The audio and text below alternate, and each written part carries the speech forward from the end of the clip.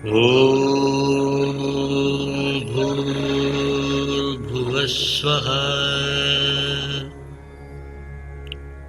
तत्सवितुर्वरेण्यम्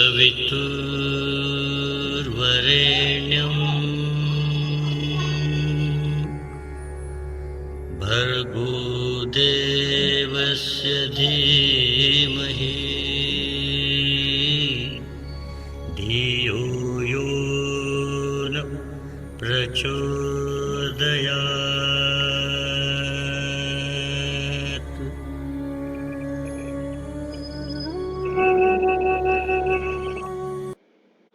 नमो नमः। मैं प्रिंस कुमार उपाध्याय आप सभी के लिए कुछ महत्वपूर्ण श्लोक लेकर उपस्थित हूँ जो आपके जीवन के लिए बहुत ही उपयोगी साबित हो सकते हैं। आप या तो विद्यार्थी हैं या विद्यार्थी नहीं हैं, फिर भी आपको अपने भारतीय संस्कृति को जानने का, उसको आगे बढ़ाने का अधिकार है।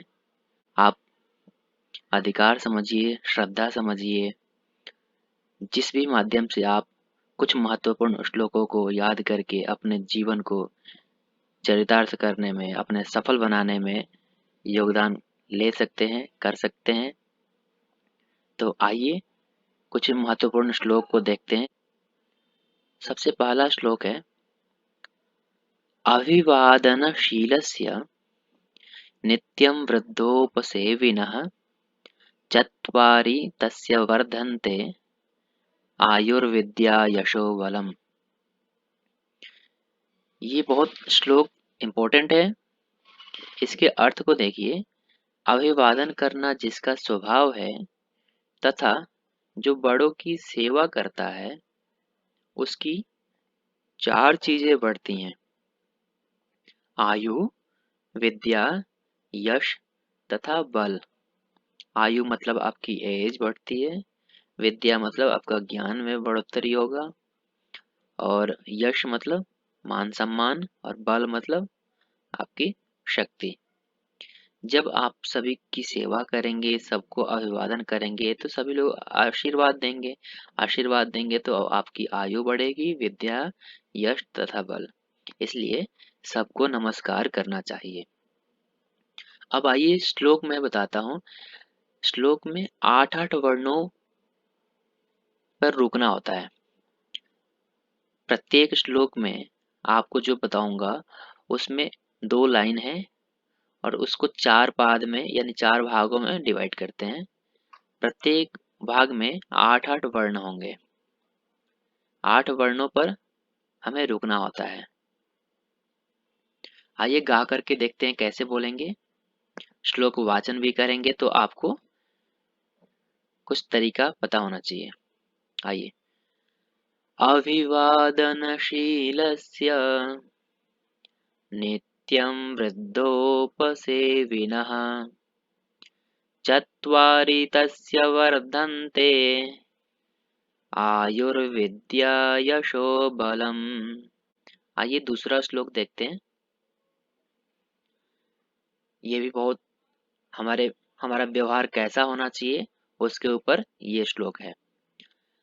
प्रियवाक्य प्रदानेन सर्वे तुष्यन्ति जन्तवः तस्मात् प्रियं हि वक्तव्यं वचने का दरिद्रता। अर्थात प्रिय वाक्य बोलने से सभी प्राणी संतुष्ट हो जाते हैं, अतः हमें प्रिय वाक्य ही बोलने चाहिए।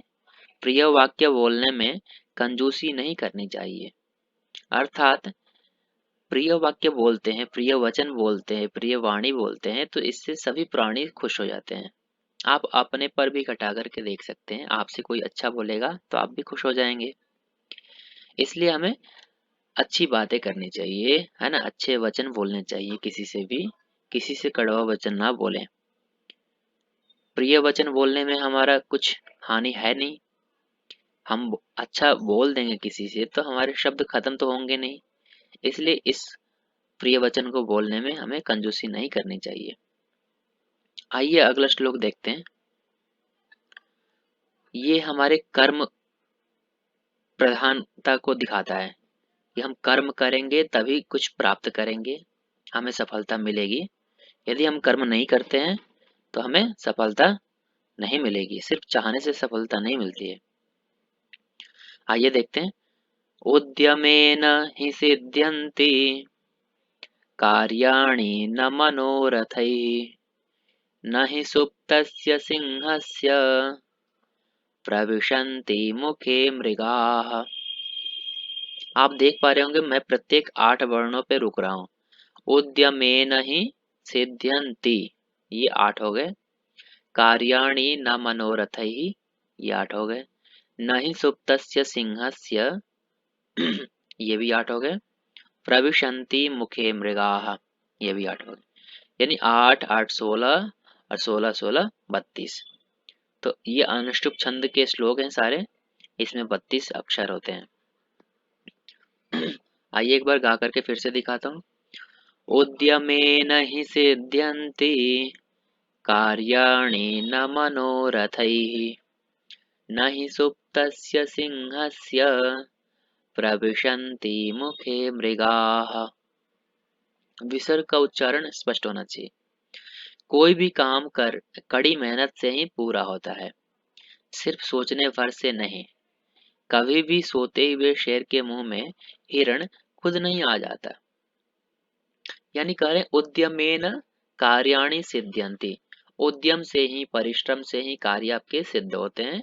न मनोरथई, सिर्फ इच्छा करने से, सिर्फ चाहने से आपके काम पूरे नहीं होते हैं।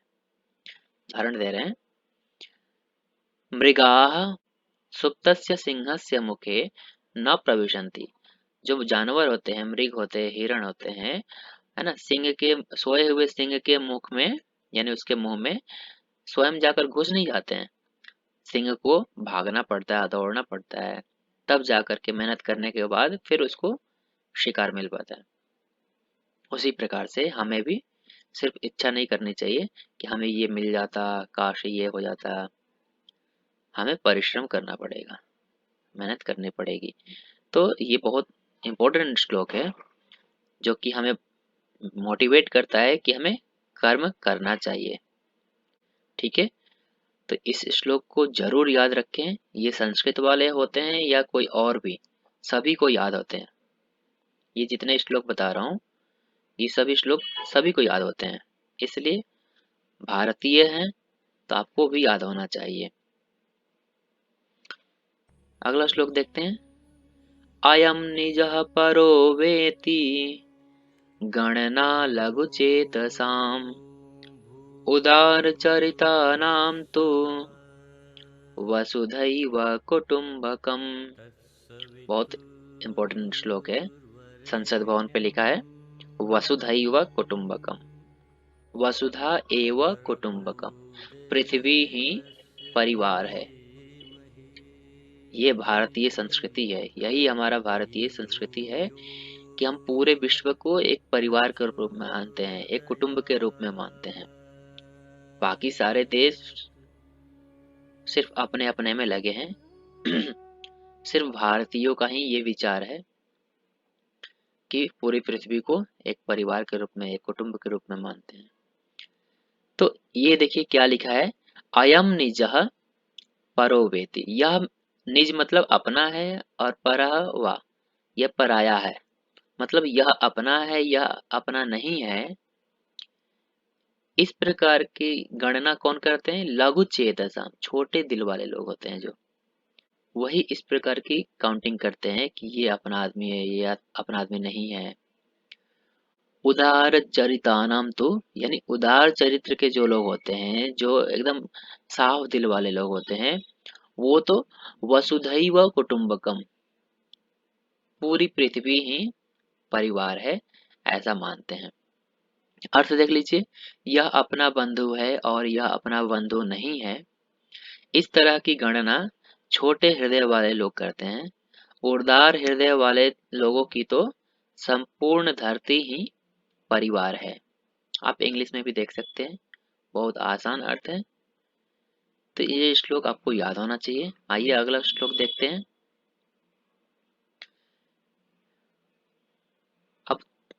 संसार में कई तरीके के लोग होते हैं, है ना? तो जो विद्वान लोग होते हैं, जो बुद्धिमान लोग होते हैं, उनका समय कैसे बीतता है और जो मूर्ख लोग होते हैं, उनका समय कैसे बीतता है, ये देखते हैं। इस श्लोक में बताया गया है। काव्यशास्त्र विनोदेन कालो गच्छति धीमताम् व्यसनेन च मूर्खाणां निद्रया कलहेन वा। अर्थात बुद्धिमान लोग काव्य शास्त्र का अध्ययन करने में अपना समय व्यतीत करते हैं, जबकि मूर्ख लोग निद्रा, कलह और बुरी आदतों में अपना समय बिताते हैं। यानी जो बुद्धिमान लोग होते हैं, उनका काव्य शास्त्र का अध्ययन करने में यानी पढ़ने लिखने में, पठन पाठन में अपना समय व्यतीत करते हैं, बिताते हैं। जबकि जो मूर्ख लोग होते हैं वो अपना निद्रा यानी नींद में, सोने में, कलह करते हैं, बिना मतलब के झगड़ा करेंगे और बुरी आदतों में अपना समय बिताते हैं। इस प्रकार से बुद्धिमान लोग और मूर्ख लोगों की तुलना की गई है। तो आपको फिक्स करना है कि आपका समय, आपको किस कैटेगरी में रहना है। यदि आप अच्छा बनना चाहते हैं तो आपको पठन पाठन में अपना समय व्यतीत करना चाहिए, फालतू के कामों में नहीं करना चाहिए। आइए अगला श्लोक देखते हैं। सर्वलक्षणहीनोऽपि यः सदाचारवान् नरः श्रद्दधानो न सूयश्च शतं वर्षाणि जीवति। बहुत सदाचार पे श्लोक फेमस है ये, कि सर्व लक्षणहीनोऽपि, सभी लक्षणों से हीन है। कहते हैं ना कि आप में पढ़ने का लक्षण है ना, उसमें दुष्टता के लक्षण है ना।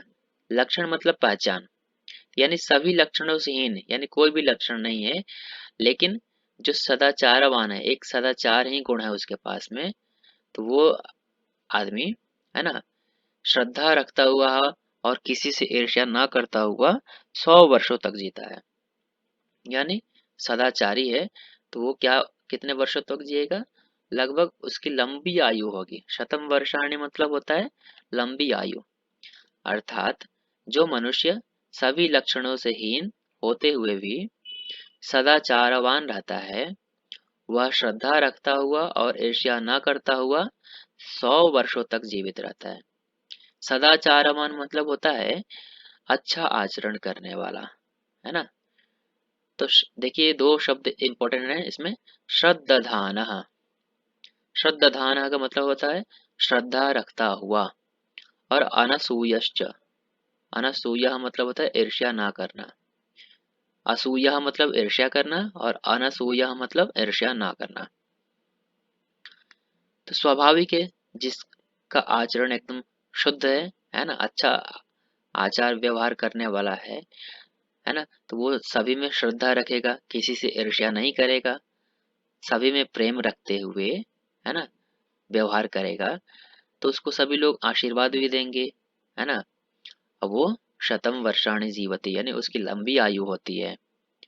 सभी लोग उसको चाहेंगे कि हाँ, ऐसे सदाचारी व्यक्ति हमेशा समाज में रहे ताकि समाज का कल्याण होता रहे। तो ऐसे लोगों की बहुत जरूरत है। तो ये भी आप सदाचारी बन सकते हैं, है ना। आइए, थैंक यू सो मच। फिर किसी अन्य वीडियो में मिलते हैं, तब तक के लिए धन्यवाद। वीडियो अच्छी लगे तो लाइक, सब्सक्राइब, शेयर करना ना भूलें।